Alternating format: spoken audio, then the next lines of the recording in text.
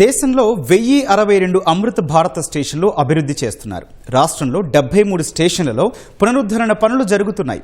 వీటిలో రాయనపాడు, మంగళగిరి, కంభం స్టేషన్లను సకల హంగులతో తీర్చిదిద్దారు.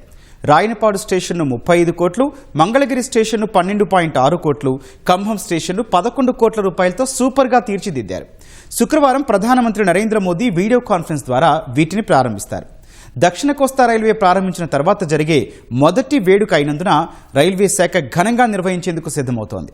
ఆ విశేషాల సమాహారం గ్రౌండ్ రిపోర్ట్లో మా ప్రతినిధి సాయికృష్ణ అందిస్తారు. సాయికృష్ణ, రాష్ట్రంలో ప్రారంభోత్సవానికి సిద్ధంగా ఉన్న అమృత్ భారత్ స్టేషన్ల వివరాలేంటి?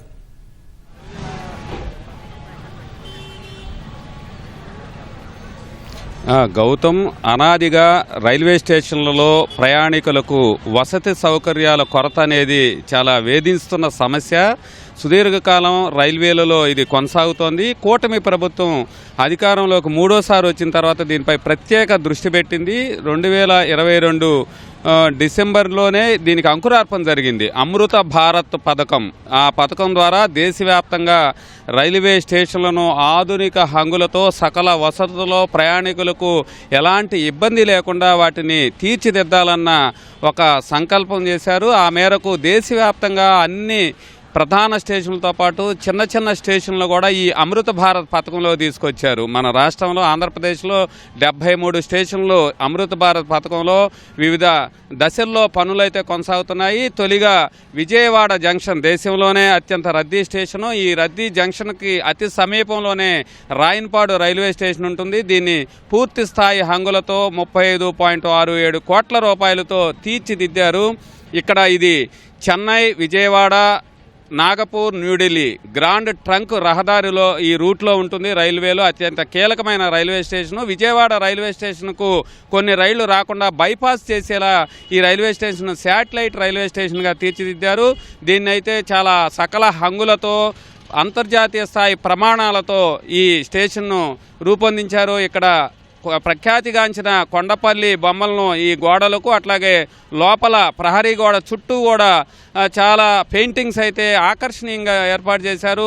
ముఖ్యంగా ప్రయాణికులు కొన్నిసార్లు గంటల కొద్దీ వేచి ఉండాల్సిన సమయంలో వాళ్ళు ఇబ్బంది లేకుండా వాళ్ళకి సకల వసతులు విలాసవంతంగా తీర్చిదిద్దేందుకు ప్రీపెయిడ్ వెయిటింగ్ హాల్స్ రూపొందించారు. అట్లాగే దివ్యాంగుల్ని ప్రత్యేకంగా దృష్టి పెట్టుకున్నారు. ఈ అమృత్ భారత్ పథకంలో దేశవ్యాప్తంగా అన్ని రైల్వే స్టేషన్లోనూ దివ్యాంగుల కోసం ఒక ప్రత్యేక శ్రద్ధ తీసుకుంది రైల్వే శాఖ. వాళ్ళకి ఇబ్బంది లేకుండా ప్లాట్ఫామ్లు దాటేటప్పుడు లిఫ్ట్లు ఏర్పాటు చేశారు. ఈ రాయనపాడు రైల్వే స్టేషన్లో కూడా 2 లిఫ్ట్లు అందుబాటులోకి వచ్చాయి. ప్లాట్ఫామ్ 1 దాన్ని మరమ్మతులు చేసి గతంలో ఉన్న ఇబ్బందులన్నీ కూడా తొలగించారు. అట్లాగే దివ్యాంగులతో పాటు అందులకు చూపు లేనికుండా ప్రయాణం చేసే వారికి ఒక ప్రత్యేక మార్గం అయితే ఏర్పాటు చేశారు. ఇలా అట్లాగే మాడ్యులర్ టాయిలెట్స్, తాగునీటి వసతి, రైల్వే స్టేషన్లో కూర్చుకున్నప్పుడు వాళ్ళు వెయిటింగ్ చేసేటప్పుడు ఎలాంటి ఇబ్బంది లేకుండా, బోరుగా ఫీల్ కాకుండా వాళ్ళని ఆహ్లాదంగా ఈ ప్రయాణం సాగించేలా ఈ స్టేషన్ అయితే చాలా రూపొందించారు. దీంతోపాటు గుంటూరు డివిజన్లోని అమరావతి ముఖద్వారానికి ఉన్న మంగళగిరి స్టేషన్ను కూడా 13 కోట్ల రూపాయలతో అద్భుతంగా తీర్చిదిద్దారు. దీనికి 2 వైపులా కూడా గేట్లు ఏర్పాటు చేశారు. చిన్న స్టేషన్ అయినా కూడా 2వ వైపు కూడా ద్వారం ఏర్పాటు చేసి అక్కడ కూడా బుకింగ్ కౌంటర్ ఏర్పాటు చేశారు. నవలూరు వైపు 2 వైపులా కూడా దీన్ని ఆకర్షణీయంగా తీర్చిదిద్ది ప్రయాణికులకు ఇబ్బంది లేకుండా సకల వసతులు మంగళగిరి స్టేషన్లోనూ కూడా ఏర్పాటు చేశారు.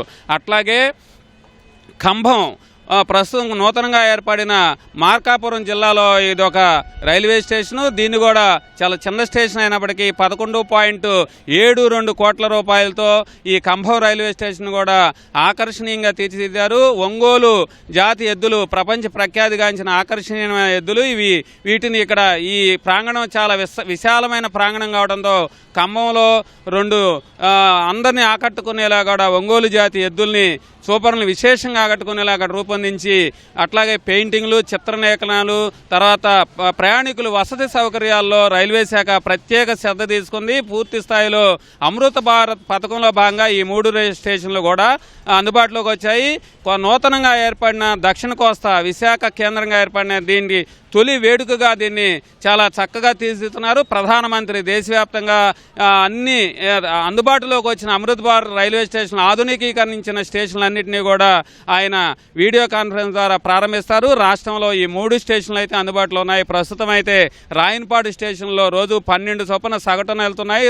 నిత్యం వెళ్ళే ప్యాసింజర్ రైళ్లు 4, అట్లాగే మరొక 14 వరకు వారాంతంలో రోజుకు 2-3 సార్లు తిరిగే రైళ్లు ఇలా ఈ రైళ్లు కూడా అందుబాటులోకి వచ్చాయి. అట్లాగే నిత్యం 138 రైళ్లు కూడా రాయనపాడు స్టేషన్ మీదుగా బైపాస్ అవుతున్న పరిస్థితి అయితే ఉంది. దీని భవిష్యత్తులో మరింతగా రైళ్లు రాయనపాడు స్టేషన్ వైపుకు వెళ్ళే కూడా విజయవాడ డివిజన్ మొత్తం అధికారులు అయితే పూర్తి స్థాయిలో ఏర్పాట్లు చేశారు. ఈ దక్షిణ కోస్తా రైల్వే పరిధిలో మాత్రం ఈ 3 స్టేషన్లు వేడుకగా నిర్వహించేందుకు రైల్వే శాఖ సిద్ధమైంది. గౌతమ్. రైట్. కెమెరామెన్ శేష్ బాబుతో సాయి కృష్ణ, ఈటీవీ న్యూస్, విజయవాడ.